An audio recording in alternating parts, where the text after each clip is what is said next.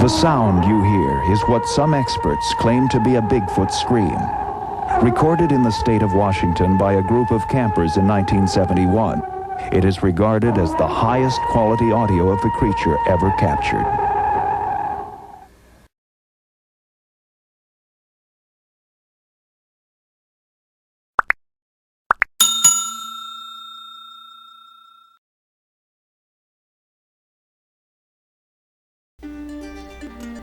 Hello! Welcome to Bigfoot Real Encounters. We're glad to have you stop by. We'd also like to take this time to invite you to share your encounter. You can send your stories to the email bfrealencounters@mail.com, where we will feature your story with all of the respect that it deserves. So send your stories in, bfrealencounters@mail.com.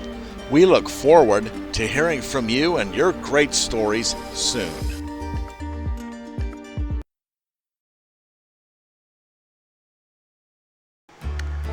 Hello everybody, welcome back to Bigfoot Real Encounters. This is your host Chris, and welcome to anybody new listening to this channel. We're glad to have you stop by. Today we're going to continue on into the northeast section of the United States. We are going state by state, and I think we're going to look at the state of New Jersey. Now, a lot of us think of all city, skyscrapers, and the like in New Jersey. But, as we're going to find out, there is much non-city countryside in the state of New Jersey, as there seems to be in most every state we have visited so far. There always seems to be the suburbs, the countryside, where we have many of our encounters with the Bigfoot or the Sasquatch people. And of course, we do know by now, and I have mentioned it several times, that you do not have to go many acres or miles into the stark wilderness to have an encounter with them. They come to us. They are on the fringes of society. They like to watch people. Why? I don't know. I myself like to get out into the country away from people. But they seem to like to watch us, and they do. And these eyewitness reports and encounters bear that fact out. So let's get started and look at some encounters in the state of New Jersey. Now, I've come across a media article on the BFRO website. They have great databases here of reports and articles and everything. It's all public domain. It's pretty good to look through.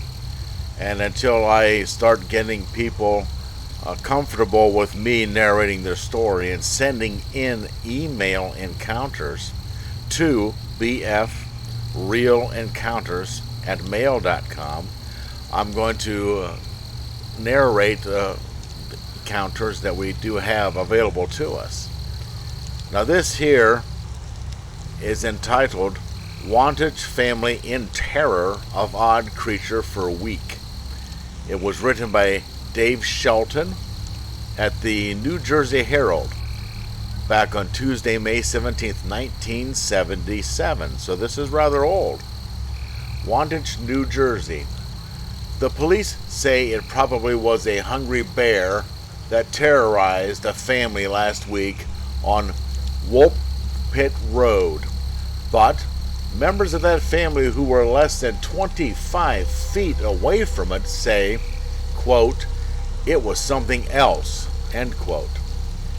They say it was 7 feet tall, covered with hair, had a beard and mustache, and walked on its hind feet. Barbara Seitz, the mother of 6 children, said she heard no commotion last Tuesday night when she went out the next morning to let the dairy herd into pasture. The cows seemed reluctant, and she heard a sound in the distance that she described as, quote, "like a woman screaming while she was being killed," end quote.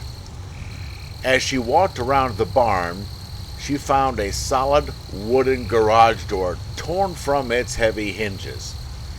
Inside, she said she found 6 of the family's pet rabbits dead or dying of horrible wounds. 2 rabbits were missing, she said. The others' heads or legs were torn from their bodies. None appeared to have been used for food. For the amount of killing and mutilation, Richard Seitz said, there was little evidence of blood. Quote, there were hardly any marks on 2 of them. They just looked like someone squeezed them to death, end quote, Seitz said. On Thursday night, Mrs. Seitz said the nervous family heard the dog barking at approximately 9:30 p.m. Looking out a window of the large old farmhouse, Mrs. Seitz said she and her 16-year-old daughter saw something standing alongside the road near where the rabbits were penned. Seitz, with several relatives and friends, ran from the house and saw at first a big shadow. His head was high as the eaves. When my daughter screamed, it took off. Seitz pointed to an apple orchard, bounds on a huge swamp. The nearest neighbor in that direction, he said, was more than a mile away. On Friday night, the Seitz were waiting for their strange visitor. Several members of the family positioned themselves in the farmyard armed with shotguns and rifles. At about the same time as the night before, it appeared silently at the same place under a mercury vapor lamp which lights up the farmyard. At first, all I saw were these 2 red eyes staring at me from over there, Seitz said, pointing to a decaying chicken coop. He and others with him opened up on the thing, firing more than 30 rounds. The weapons, he said, included a .410 shotgun, a 12-gauge shotgun, and 2 .22 caliber rifles. The monster ran into the coop, then emerged from a window at the opposite end, Seitz said. He had his hands up in the air, and I fired again. I thought he was coming at me. The beast then escaped through the apple orchard. The Seitz were originally reluctant to discuss the events. They said they didn't want their farm overrun with curiosity seekers. Rumors of the episode eventually leaked among their friends.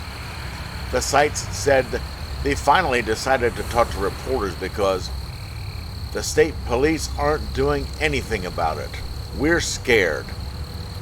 Mrs. Seitz said that last week she had her children stay with her mother in Sussex, but they have returned home now. 3 state troopers have filed separate reports on the Seitz incident, according to Sergeant Stanley Dutkus in Haynesville. He said they have concluded that the incident involved a marauding bear.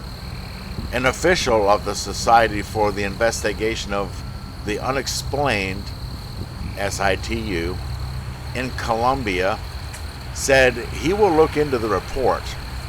Marty Wolf said there have been no recent reports of sightings of Bigfoot in the Sussex County area. Wow, now that's terrifying. It really is. The one thing that kind of sticks in my mind right now is that Mr. Seitz said the creature came out of the chicken coop with his hands up. Now that's human behavior. It had its hands up. But, the man was so scared that he fired again and chased it off. That's really odd. It had its hands up. My goodness. Things may have ended differently. But we'll never know. This is what happened in 1977. And it was, 9 years since the Patterson-Gimlin footage had been taken at that time. And this was probably right around the same time that a lot of the Bigfoot shows on television, like In Search Of, and some other TV shows that were just at the time starting to make the Bigfoot story popular. And so that's the time frame that all this took place. So yeah, this was very scary, folks. This was an actual newspaper article that we just read right here. And so, I mean, there was a state police involved, reporters involved, and this is what they said. The people, the Seitz family, said it was no bear. They were 25 feet away from it. But then the, quote, experts, end quote, haha, who were not there said, oh, it was a bear. Okay, yeah. Eyewitness accounts, folks. The people who experienced it know what happened. That's why your encounter, your story, is very important. There are folks listening to me right now. You've had an encounter. We need to hear it. You need to tell it. Now is the best time ever in history to come out with these stories and let people know. We can actually shine some light on these beings publicly and educate folks on them so that their existence, their manners, and how they behave and all that is put back into our conscience like it was in times past, so that we don't have unfortunate incidences when they do come around. Okay? So send your encounters in, bfrealencounters@mail.com. Or if you're uncomfortable with me, hey, I understand. You want a bigger audience? Yeah, I understand that too. I'm still small. I mean, send it to somebody though. I mean, there's Dixie Cryptid out there. Cam is a very, very good narrator. A lot better than me. Steve Isdall on the Facts by How to Hunt. He's got a huge audience. There's Buckeye Bigfoot. Scott Carpenter can help you if you're having bad situations with these things. I mean, there's other options out there, folks. The point is, if you've had an encounter, you need to tell it for your sake. We need to hear it so we can educate ourselves and others about it, okay? Just get the stories out there. And before I continue, I would like to encourage you to like, share, subscribe, leave some comments, hit the bell icon so you're notified when new videos of mine come out. We'd really appreciate it. It could help get my channel out there, and maybe YouTube would start promoting it a little bit more. Right now it's awfully suppressed. You know, I've only got 470 subscribers right now. It doesn't go very far, but I'm working on it. And so, well, anyways, please interact with us. Leave some comments. Look at the links in the description below. And let's take a look at some more encounters in the state of New Jersey. I found one here in Sussex County in New Jersey in the fall of 1997. And let me see, it reads, I'm reporting this approximately 10 years after the fact. My wife had asked me to retell my story to her this morning, and that is what prompted us to stumble across this website. Late fall 1997, or possibly 96.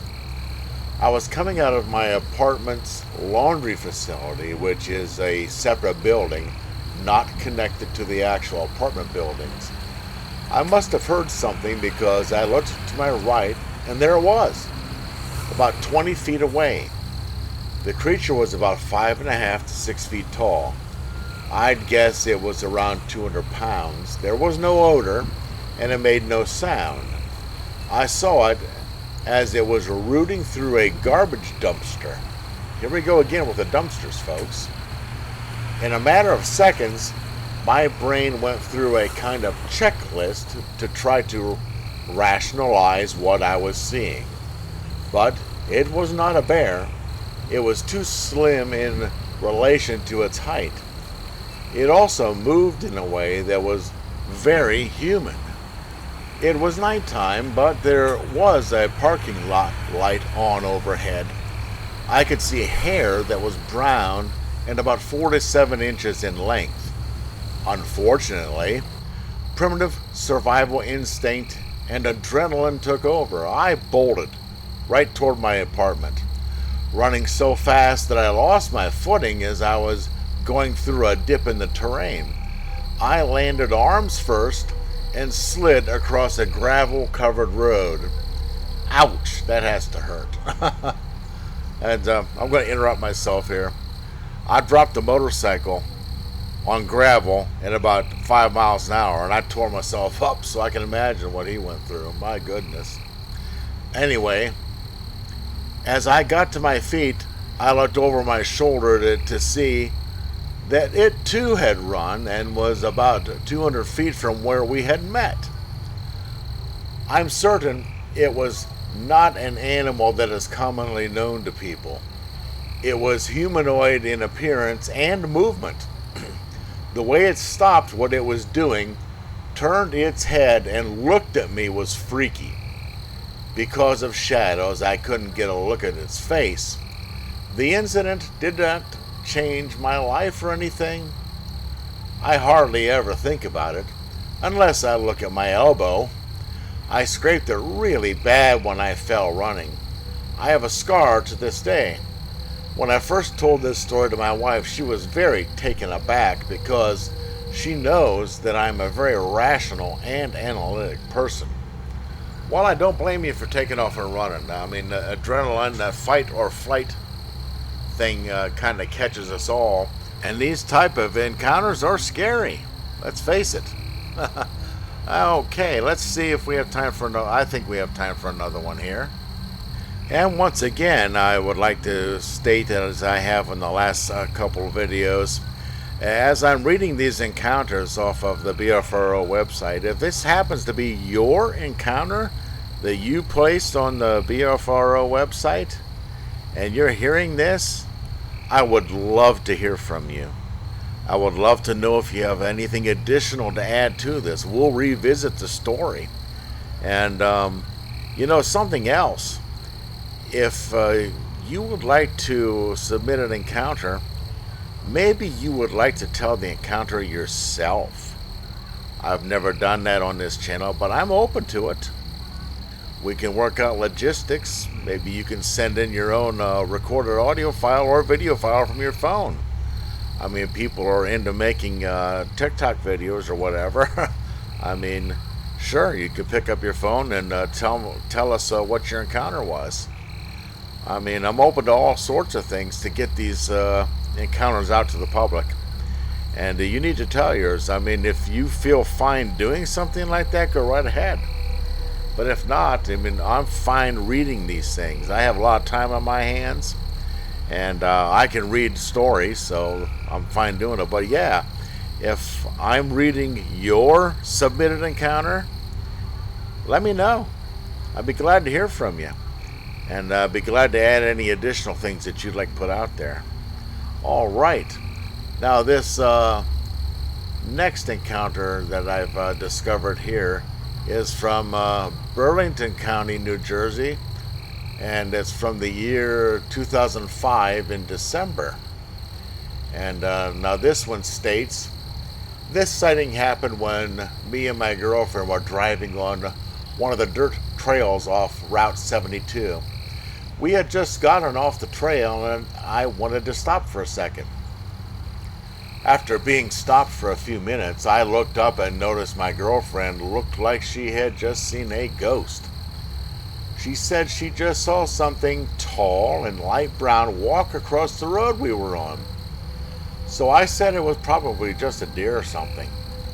I got out, looked around, and I saw some bushes moving and heard some rustling.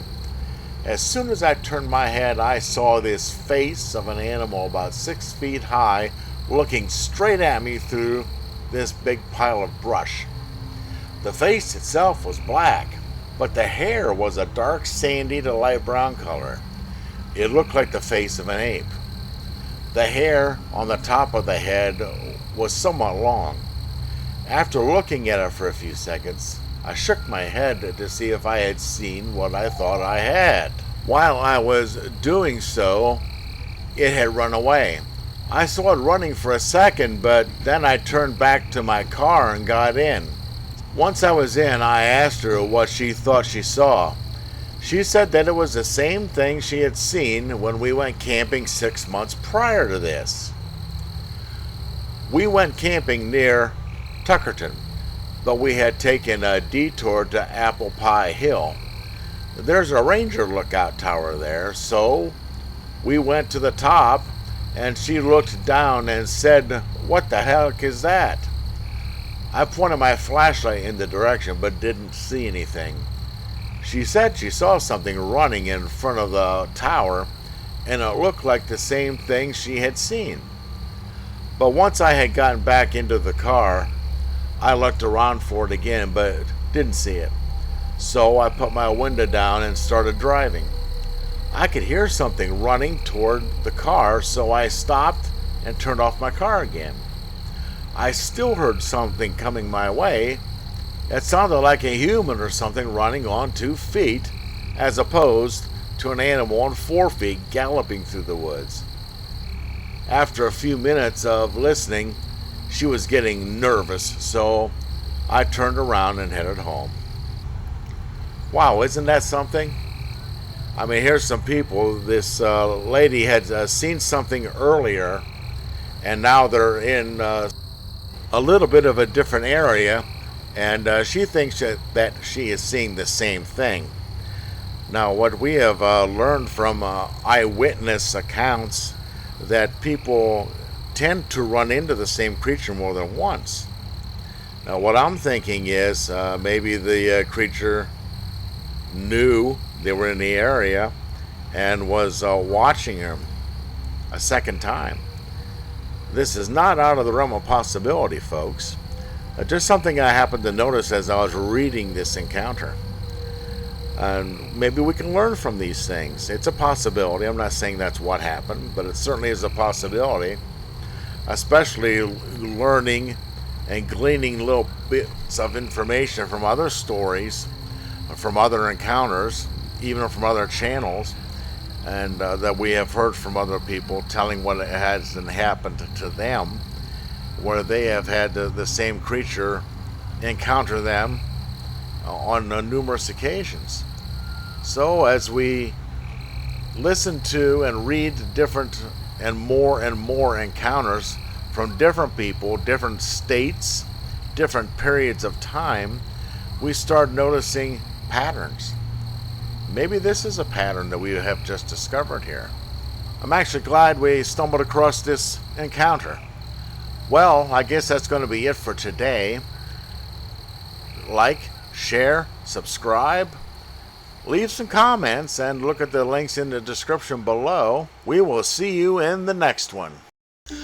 Once again, another great story. Thanks for tuning in. Please share your encounter. Email us, bfrealencounters@mail.com. Your story is very important. We will treat it with the respect that it deserves.